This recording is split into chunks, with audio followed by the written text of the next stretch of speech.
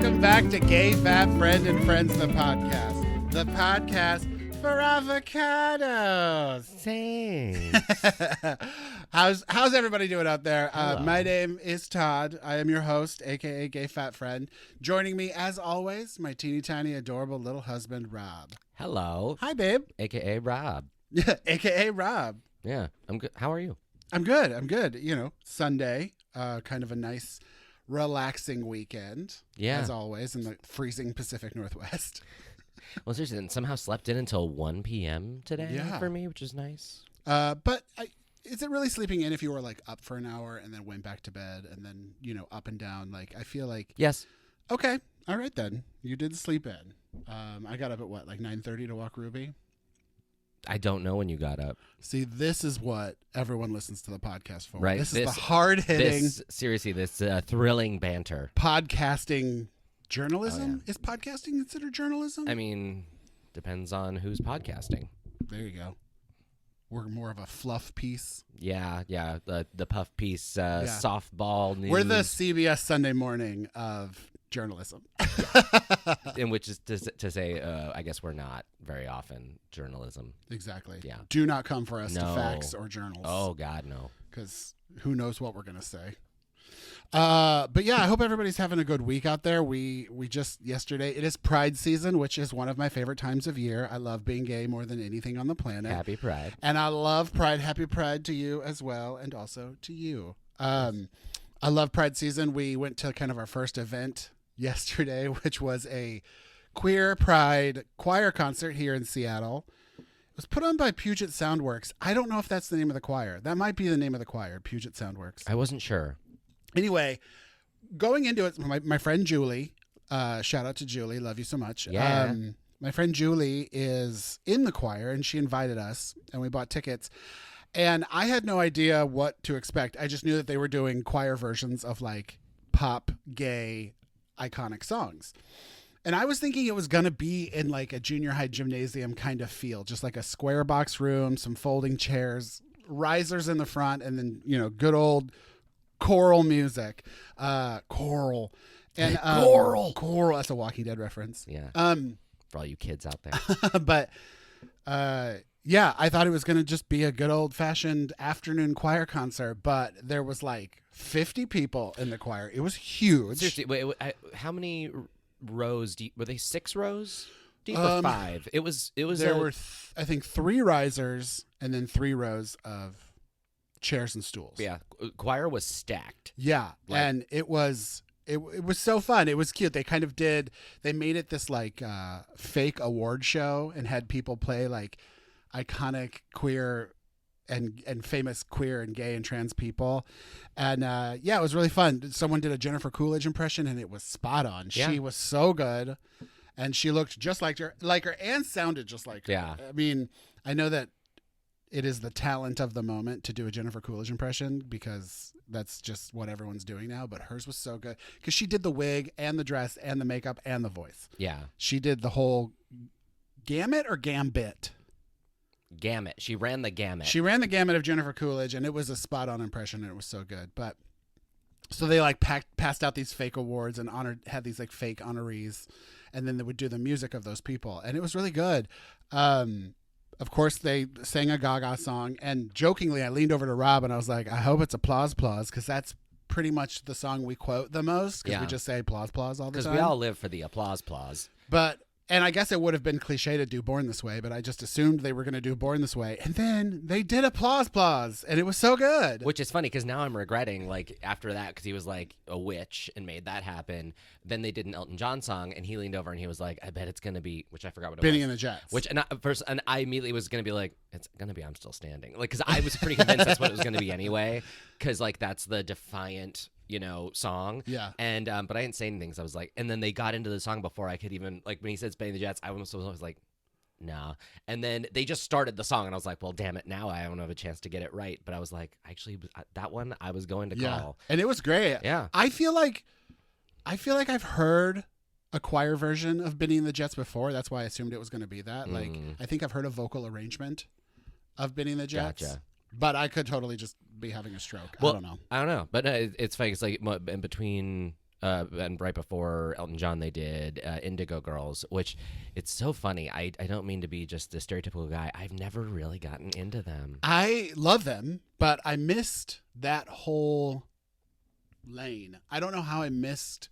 Like everyone around me, I feel like was listening to them because, backstory. I went to college with Julie, who was in the concert, and she's gay, and she was always a huge Indigo Girls fan. She was like the only person I knew that listened to Indigo Girls regularly in college in 1999. She was also really big into Ani DeFranco. Those were like her I was people. gonna say Ani DeFranco is kind of similar, but she also has a little bit more edge. Yeah, but for some reason, and I got a theater degree in the '90s, early 2000s. So like a lot of peripheral of Indigo Girls, but somehow I never got into them. But like I said, I do love them, and I do champion any lesbian and gay pop star or singer, songwriter, folk artist, what have you.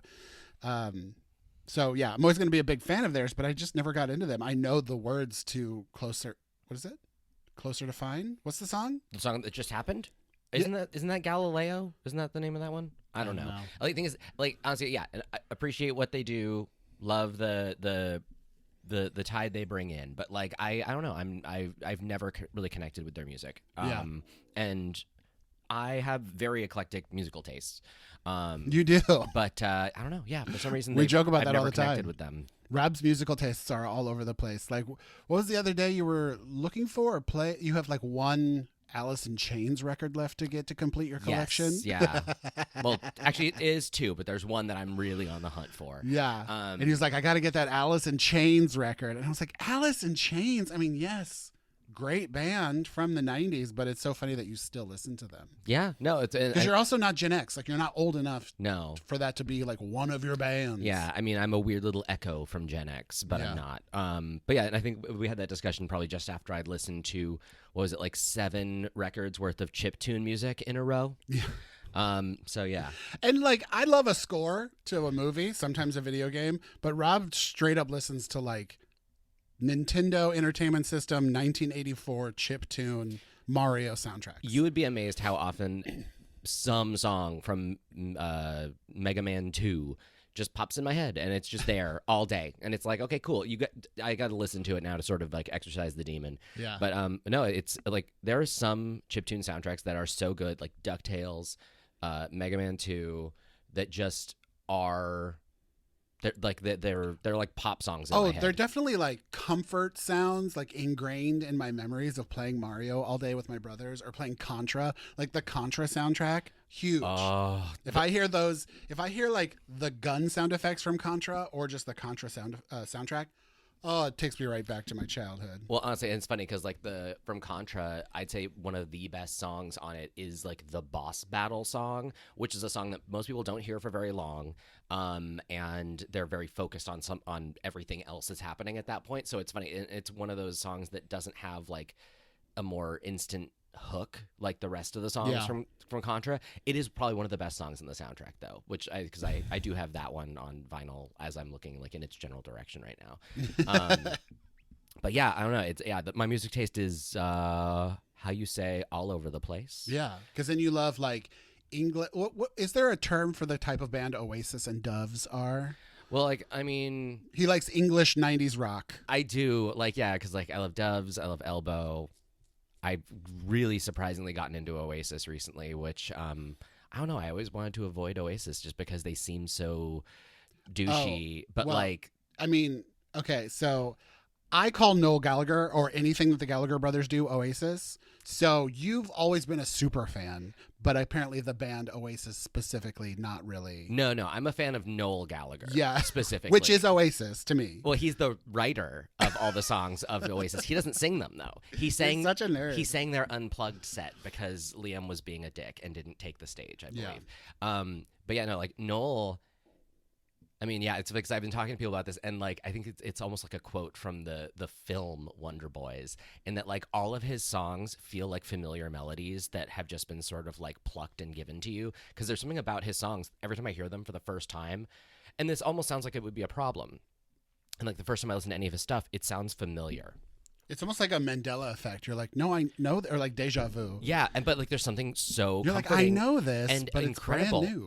about a pop song that sounds like you just know it already. Well, and that's not a read that all of his No. music sounds alike. That's the thing, because it sounds like it should be a negative, but instead, it like he writes a song that like just kind of skips the awkward phase and goes directly into just kind of part of who you are. Yeah. And so, like, yeah, every song he does is just kind of instantly really likable. Like, especially like all of his new project, which is Noel Gallagher's High Flying Birds. Almost every single track on all those albums sound vaguely familiar, but also instantly memorable. It's really strange. Well, and it's so funny because we talk about this all the time. It's so funny too that like, to me, the way my brain kind of registers things is like, the lead singer is the band to me almost every time. And so when lead singers do solo projects or branch off into things, it's like it's the exact same thing. So like, it's so funny that Noel Gallagher has solo records, and then he also has Noel Gallagher's High Flying Animals.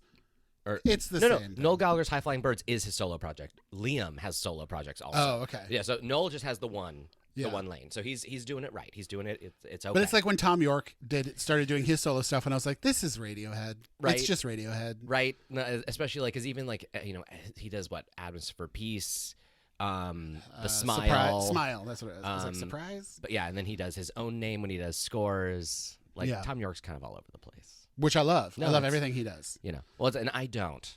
I love him, but I like a lot of what he does. Yeah. But you know, I don't. Well, Smile kind of dipped into like early Radiohead stuff, which we've talked about before. We don't really like. Yeah.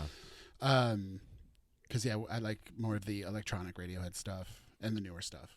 Yeah, which is funny because I mean I like when they were a rock band, like strictly around like the Ben's OK Computer, you know, like those are. But yeah, Pablo Honey's still too raw for me. Yeah.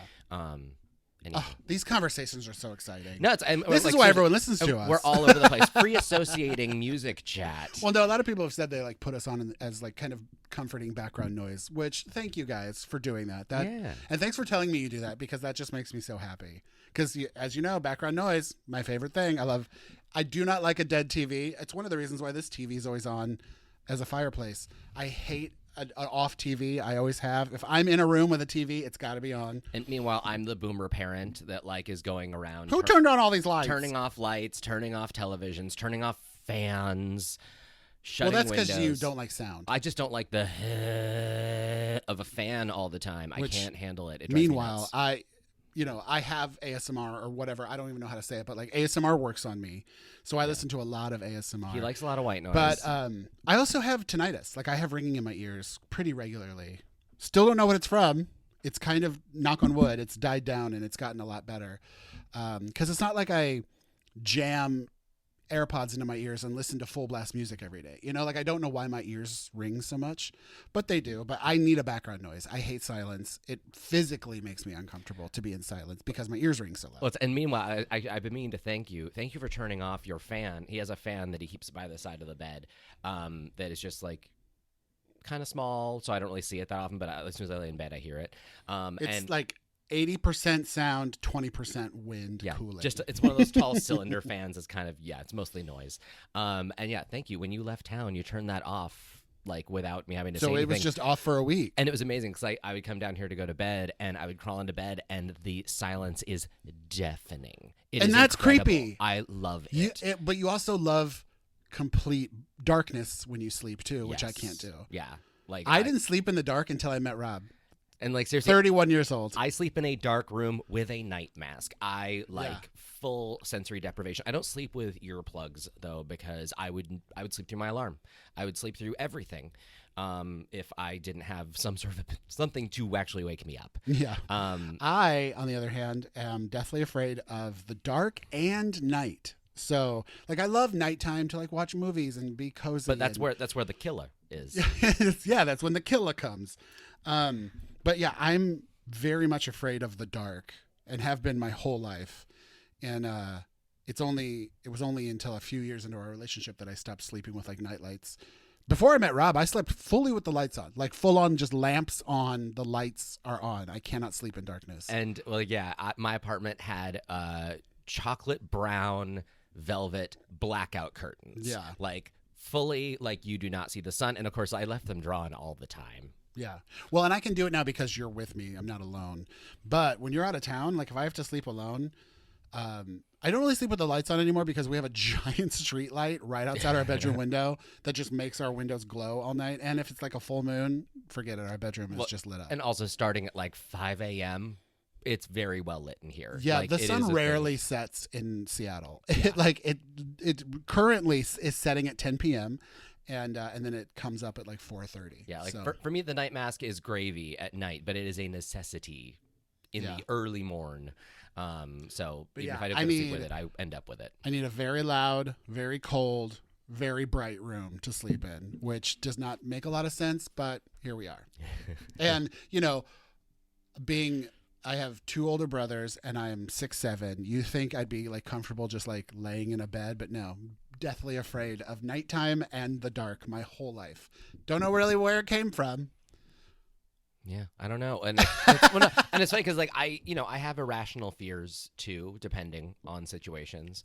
But I love nighttime. Well, and also we've kind of talked about it before. You have a little bit of a sensory condition where like you don't like the sound of things, you don't like the feel of things, you don't like the smell of things. Yeah, no, I have a lot of I don't want to say icks because that's just like that sounds a little stupid, but yeah, I have a lot of aversions and a lot of like things that I just don't really that I can't handle very well. Like sometimes if you walk into a room and I say hello too loud, you're like, whoa, calm down. Oh, man. I have started trying to operate under the idea of when you walk into a room, meet its volume level and like don't come in crazy hot if the room isn't. Yeah. And so it's one of those where often I'll be like sitting just quietly looking at my phone or like with a stream on in the background and Todd comes in like, hey, how you doing? And I'm like, whoa.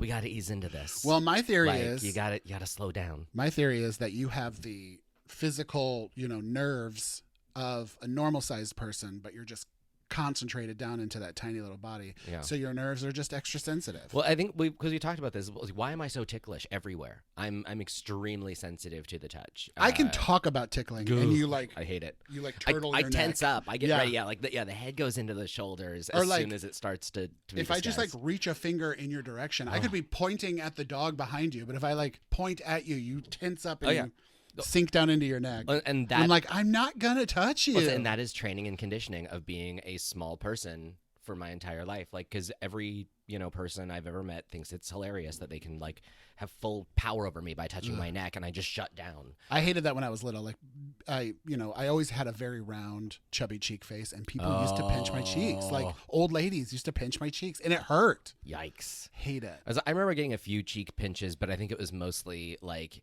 a self-aware I'm being annoying and pinching your cheek kind of move, not like I can't control it and I'm pinching your cheek. Yeah. It was more of a, oh, hey, remember cheek pinching? Here it goes. Yeah. Like, ugh. Well, and I'm a very touchy-feely person. Like I love, what's it called? Like in the love languages, personal touch. Physical touch. Physical touch. That's what it is. I love hugging and kissing on you. I just do. And I love hugging my friends and stuff like that. But it did take me a little getting used to when I joined the adult gay community, just like out and proud, very much LA gay community. A lot of gay boys love to just kiss on the mouth, like a hello kiss. Yep. Like a hello, good to see a kiss on the mouth, which I will do with some of my friends. Usually it's a cheek now. Yeah. It's mostly a cheek. But some friends are like, oh my God, great to see you. Smooch on the lips. Mwah. And I'm like, I love you, but that just it took me a little getting used to. Yeah, no, that definitely. It was very reminiscent of the pinching my cheeks as a child. No, that's fine. I can see the connection, but it always felt very different. Yeah, but like, and being tall, walking through a bar or a club, lot of butt smacking. I think because my butt's like the height of where people's drinks are, so people just love to smack my butt. Happens all the time. I never thought about that, but I am often smacking your butt. But I think, I have... I mean, that's what butts are for. I have special rights for that. Butts are for smacking. Whoa. But don't go smacking his butt in public. Don't go smacking my... Don't go smacking my butt. See, that was an Elton John reference because we talked about it earlier. We're bringing it back. Callback. Yeah, that's called a callback. Yeah. And on that note, I think it's the perfect time to move on to our final segment, which is What's Your Order? What's your order? I'm trying to pretend that I'm being vocally backed by a theremin when I sing like that. Like I'm trying to sing like a theremin. Well, okay. Do you hear it now? Yeah. Okay. So funny thing here, leave me there. Is I was listening to an episode just to see how our volume stuff worked in the car on Spotify, and Spotify does a thing where it'll auto kind of give you chapter breaks, which is fascinating. Oh, really? Yeah, it basically is like probably applying AI kind of stuff. Yeah. But it based on how you sing and speak, I guess you also announce like time for our final segment, so it literally has like intro, and then which is the bulk of the podcast, and then the episode I listened to had another chapter called "Watch Your Order," as if like you watch your order, ma'am. But yeah, so it made me laugh. I was like, oh, it's interesting that there is like a chapter break. That's here. fun. I didn't even know was that. Automated, and the timing I'm guessing was accurate, but like it's a little off. But like, hey, it still gets you where you need to go. Well, I thought you were gonna say, because it's a joke that I was talking about. I mean to, but I have never ever listened to our podcast in a car. Because I edit it, obviously, and record it and everything. So by the time it posted, I've already heard it so much that I have never even tested it to listen to it in a car. And I have Apple Podcasts. You do Spotify. Yeah. But we're house divided. I thought you were going to say it like automatically levels your audios or something. But no. It was mostly about the chapter break. Yeah. But it's interesting. And also, because I want to say Spotify does a pretty good transcription service as well, because I have listened to the podcast at like triple speed while working on Spotify, but I was able to like much like how there's a lyric toggle that you can hit for a song that'll like light up the line of the lyric as it happens, like karaoke style. And those are at least really accurate. They do like, I think, an automated transcription service of podcasts, which is interesting, and it's a great feature. But also, it's far from I did perfect. get a notification or something when they said they were going to like auto transcribe your stuff. So I was like, cool. It's a cool feature. I don't have to do anything about it. I'm all for. I love a caption. I know. Well, and we're definitely not a closed caption house like my brother. Like my brother was like, oh, we never turn them off. Every single thing we watch has captions. They have 3 kids under the age of 16 though. So I imagine just leave them on. There's always a noise coming in that house. The only reason we can't do that is because both of our brains, if we see words, we read them. Just so like nonstop, we would just read everything. Laser and like focus. when you're watching Drag Race, you want to see the looks. You don't want to read their words. It's true. So anyway, final segment. What's your order? We have our Rip and Dip shoebox filled with ideas, wonderment, thoughts of food, and we're gonna pull one out and discuss what we would eat at or during that thing. And I think you should pick it up today. So Here we go. Today's What's Your Order topic is sushi. Sushi. Bing, bing, bing, bing, bing. Wow, we are a sushi household. We are a raw fish household because we also eat a lot of poke. Yeah. We love raw fish in this house. Mostly tuna. It's like fairly safe. Fairly, non-adventurous. But I do celebrate, like, of the handful of ingredients that go into the sushi, I will take it in all of the forms. Except like you don't eat like seaweed paper snacks. I don't do a hand roll. I don't do a hand roll or anything that's super seaweedy. That's usually my. And we also never do salmon. We both equally hate salmon, cooked and raw. It's just so oily. Salmon is so fatty, and fat is where all the like gamey flavor is. Like if you're ever eating any kind of animal and you just taste like a gaminess, it's from the fat because that's where their food flavors are stored. And salmon is so fatty, so it just tastes extra oceany, which is just like, ugh. And I know, I get it, we're eating fish, but I don't want it to taste like the beach. Like I want it to taste like it's supposed to taste, not taste like high tide. Well, okay. Or I should say low tide. That's the stinkiest time at the beach. Well, and I don't know if you got to ever address this in housekeeping, because that's kind of a segment that has gone the way of the dodo. But like, I know that we were talking, and back when we were talking about poke and stuff, you were trying to identify why you don't like the feeling afterward, and you thought it was because you felt like you don't like being super full on it. But then you were able to really identify what the problem was when you're too full of poke or sushi. Do you remember what it is? No, because I thought burps. It's the burps. Oh yeah, well that's because we loaded up with a lot of green onion, a lot of fried garlic. But still, like the fish burps are. But yeah, the number one is just being the feeling and the thought of just being filled with raw fish. When you really think about it, it's just like, oh, I feel like a bear. But then also close second is the burps. The burps, because then you're like, oh, it's raw fish and garlic. Ugh. But so I figured we address that before we get into the good stuff. So, do you want me to hop straight into order? Yeah, you want to go first? Sure. So for me, Because Uncle Rob likes sushi. I do. And I think we really kind of I think we told before. that story. Yeah. So like for me, I love nigiri sushi to start. Like Which is, describe it for people that don't know. That is the little pad of rice with the little slab o fish on top. Very and simple. no seaweed paper. Yeah, no seaweed. I guess there's a little bit of probably vinegar in the rice. Sometimes they'll do a dollop of wasabi under the fish. Something, yeah. And so like I do, the little dip in the wasabi soy sauce, which I do a super pasty version of it where I literally take wasabi with like a couple of drops of soy sauce to make it like super thick. Yeah. And then I cut that down with soy sauce so it's a very even, spicy slurry instead of a pool of soy sauce with various globs of wasabi in it. Whereas I only do soy sauce. I don't do wasabi. I'll do wasabi if it's in something, but I don't make the paste. Yeah, I don't like wasabi. I take my time with it. So like I have a lot of preparation goes into it. But like usually I start with nigiri sushi between both tuna and yellowtail. But yellowtail is usually my starter and my end. It's my bookending sushi. Which is a form of tuna. I guess the yellowtail is a form of tuna, and but yeah, it's my absolute favorite. So it got me started in sushi because it's like not very fishy. The color is a little bit off-putting if you aren't prepared for it because some like Todd feels it looks like human flesh. It looks like human flesh, and I always call it human flesh. But it's amazing. Which in candy form is something I want to eat, like with my bubs and my Laffy Taffies and such. But not fish. But not fish because it literally looks like human flesh. And so yeah, I start with yellowtail, then I go into tuna, and then I get into my various rolls. Which lately we've been doing a lot of.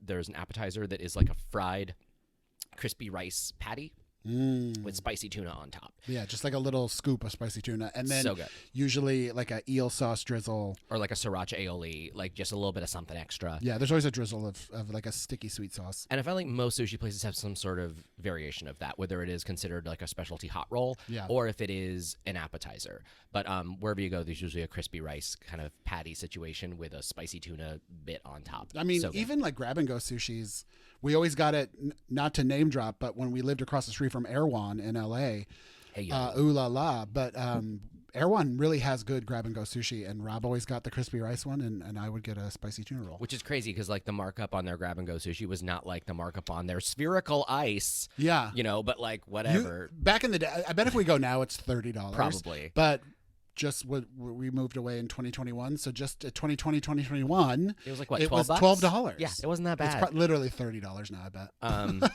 But yeah, so anyway, I do basically a lot of like cut rolls. I don't do hand rolls; they're too seaweedy for me. But like I love a cut roll. Anything that usually involves shrimp tempura, tuna, spicy tuna, avocado, eel sauce. Yeah, we usually get a crispy, yellowtail. crunchy roll. Yeah, I typically some kind. Anything I avoid salmon, but I'm willing to deal with salmon if it's one that comes with like several types of fish across the top. I'm willing to deal with a little bit of salmon there. Oh, okay. But I don't go crazy. I'm not a big fan of roe, or like I don't do like urchin or anything we've never kind done of crazy. uni. But like between like the handful of ingredients, I love something crispy. So like I love a tempura bit. Yeah. Or like a tempura shrimp or something in the middle of a thing. But also, I got really spoiled in LA because of the sushi burrito truck, which I don't know if they're still around anymore, but like they were amazing. And so like now, at least whenever we get poke and stuff, I tend to roll it as a burrito. Yeah, you dump it into a tortilla. Yeah. So like I'm very much a fan of like all the sushi ways in which it can be enjoyed, even if it ends up becoming more of a fusion meal. How's about you? Well, it's funny. Like, let's start with our icks first. There's a lot of things I don't do. Oh, wait. I'm so sorry. Before you get into your icks, also very important, beer.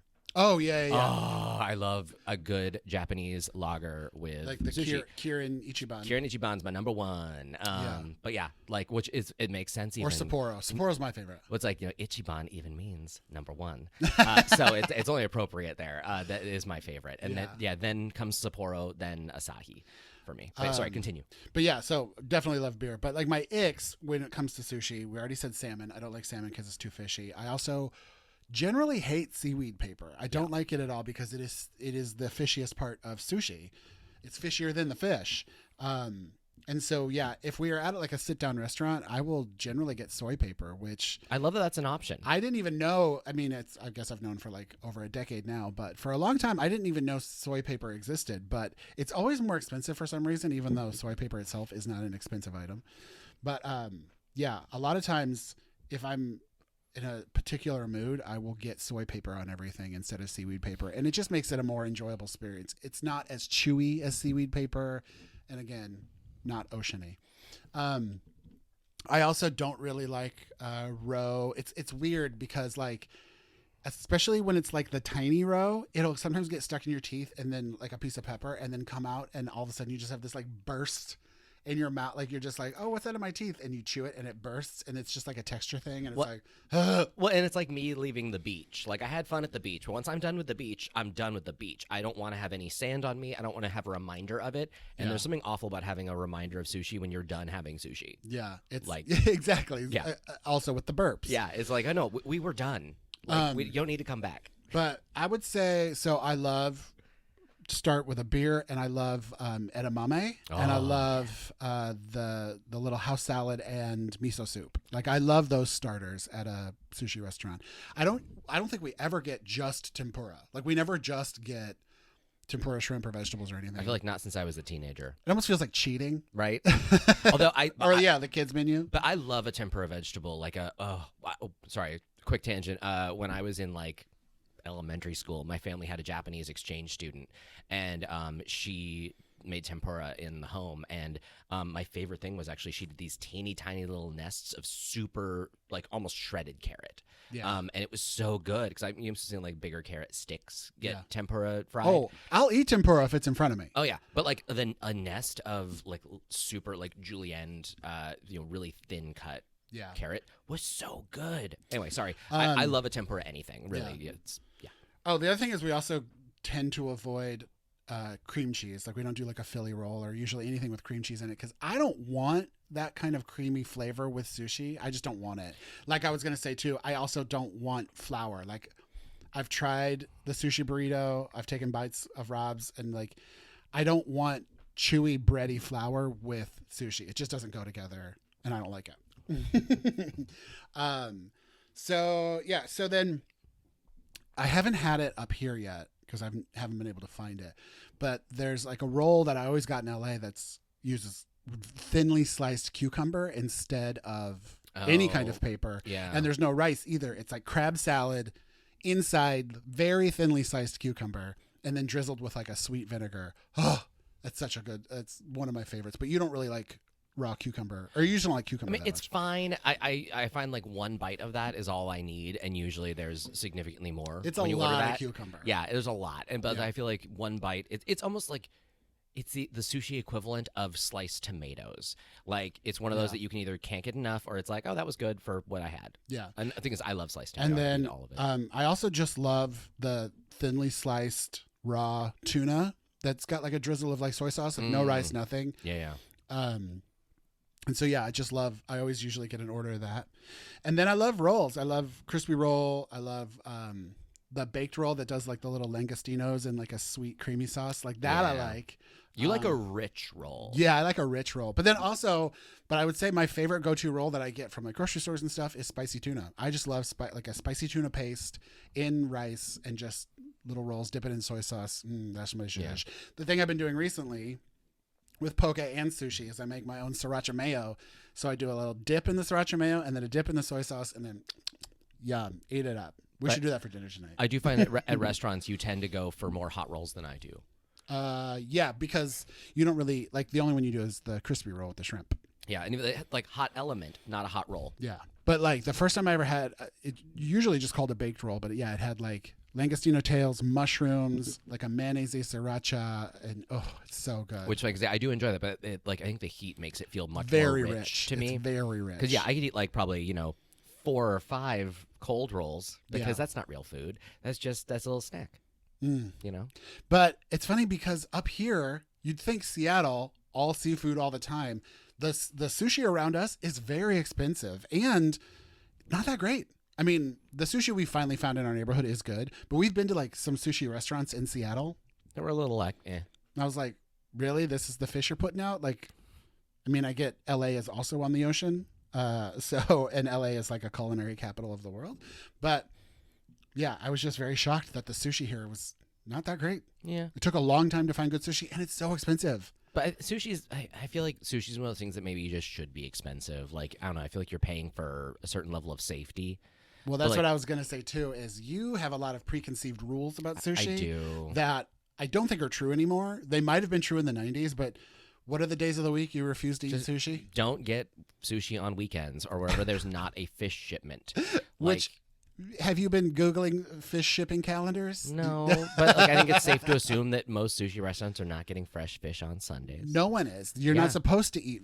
Like, you're not supposed to do ocean to sushi table. Like, it's actually, I've seen a lot of things, like, you want your fish to be frozen first before you eat it, especially if you're eating raw, because freezing it will kill a lot of bacteria and stuff.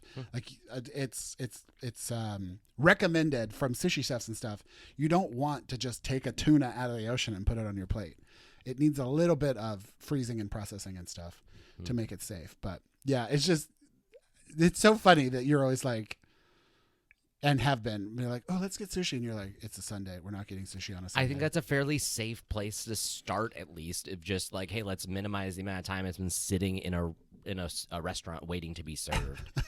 You know, I think technically, though, we should not be eating spicy tuna if that's the case either, because spicy tuna is usually what the trimmings. It's yesterday's tuna, I believe, that then gets mashed into spicy tuna. Which, hey, it's delicious. I'm fine. Yeah. But yeah, I do. At least I've always been kind of told that like. Spicy tuna is yesterday's tuna. Spicy tuna is yesterday's tuna. That feels like one of those shirts you get in Japan that's like poorly translated English. Every house has a bathroom. But yeah, I love sushi. And I also love, I've said before, I love an experiential meal. Like, I love the ceremony of it ceremony and the art of sitting down and doing the chopsticks and making your little thing of soy sauce. And they always bring out each roll and each plate individually, you know, like you don't just get everything at once, and there's courses, and it's just so exciting. I just love it so much. Well, and part of the ceremony whenever I do it is, you know, the judgment from the server and the juggling of the plates. Yeah. Because I order too much. Yeah. So Rob went to sushi with his mom and his niece and nephew in LA last year, and Rob can really pile it in. Rob can really shovel it in. Especially if someone else is paying. Yeah, right? Like, yeah. And especially if you're drinking, because you don't realize. Yeah. And at the end, was it your niece? It was my niece and nephew. They were ganging up on me. Yeah, they're like, Uncle Rob really likes sushi. Like, seriously, a lot of judgment from a 7-year-old. Seriously, they were like, I won't say horrified. They were mostly impressed, but I think they were shocked at how much I can pack it away, because I'm guessing their family just knows when to say when. And I was just like, oh, keep it coming. I'm still seated. They don't eat sushi in restaurants, remember? They only get the grocery store sushi. Oh, is that it? Oh, yeah. Okay. Because, and then. So usually, you know, your nephew just eats the little tray of and his that's California roll, and he's I good. was just like, keep it coming. And so, and I did that on my own. And then, like, a week later, he was in town visiting, and they were regaling Todd with the story of how much I can pack it away. And he's like, yeah, I know. Yeah, like that and tacos. Yeah, seriously. It's where I have the endless void. It's like, where do you put it? Hollow leg. Oh, I just remembered another thing I wanted to talk about sushi. I saw a really funny thread this week of a girl saying her favorite first date when she takes guys out on dates or goes to dates is to sushi, because it checks off a lot of red flags right away. So, like, you know, first of all, that if they like sushi or not, like, that's a big red flag. They need to like sushi. Second is if they like seafood or not, if they know how to order sushi, if they have a good sushi place, like, it checks a lot of boxes. And then her last one is if they order rolls, which is an ick to her. And I'm like, rolls are icks now? Ordering a roll at a sushi restaurant is tacky. I'm like, yes, I just described a lot of things that I order at sushi besides rolls, but you can't make a meal of those things. I mean, you can, but it's kind of gross. Like, a roll is like, I don't know, the main dish of sushi restaurants. I thought it was so odd. Well, also, it's just how dare you, ma'am? That just feels like splitting hairs. Like, that's just one of those things of like, I don't know. It'd be the same as being like, well, I want, you know, someone who's over 6'4", but under 6'5". And it's like, okay, then just say you want someone between that range, but also like that's real weird. Yeah, like, that's say you just want someone 6'4". Yeah, like I don't understand like the distinction that you're making here. It's one of those, like I guess it'd be a bigger concern of like, oh, if they are not culinary, you know, adventurous enough to accept sushi. Yeah, that should be that might be a concern for you. Yeah, but like, if they're already going to the place that you want to go to don't give them shit for what they're ordering. Like, Yeah. I'm sorry, that's a weird thing. Well, like I say, food has no morals. Like I hate when people moralize food a lot and try to put value and like hierarchy and stuff on food. It's like, why do you care what someone else eats? Right. Well, in that situation, I hate that. Well, it's funny because I guess I would have a little bit of judgment though if it was like a different situation of where she was like, they need to know a good steakhouse and like they need to, and it's like, okay, fine, because it rules out if they're vegetarian, which I guess might be a no if in this hypothetical situation. Yeah. But like, if the judgment that was the ick was like orders their steak well done, that would be a big problem for a lot of people. Or orders it, with ketchup. That like, answers a lot of questions. It does, but also at the same time though, it's like if it's just important enough that they are like a carnivore and willing to do this thing with you, let them order what they're going to order. Well, like I order pasta everywhere I go. Too, I feel like those kind of icks are things you're looking for to add on to something that you already don't like. Yeah.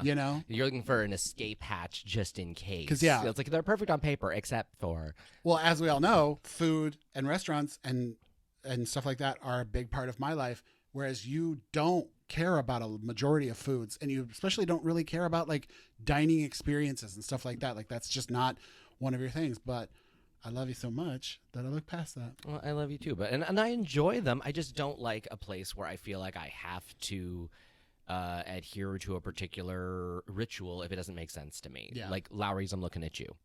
But I feel like when people say, "Oh, he ordered a steak well done," that's just something you were looking to pile on to make yourself feel better that you ghosted him. Because I'm sure technically you could judge me all the time. As I was saying, like wherever we go, I'm ordering the pasta. Oh, at a seafood restaurant, he ordered the pasta. Steakhouse, he ordered the pasta. Like, I'm sorry, I just like pasta. You have mac and cheese and chocolate milk for breakfast on the weekends? Hey, seriously, life's too short to not have what you want. Yeah.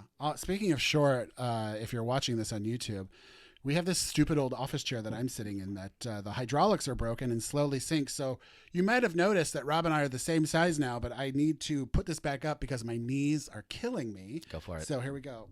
Oh.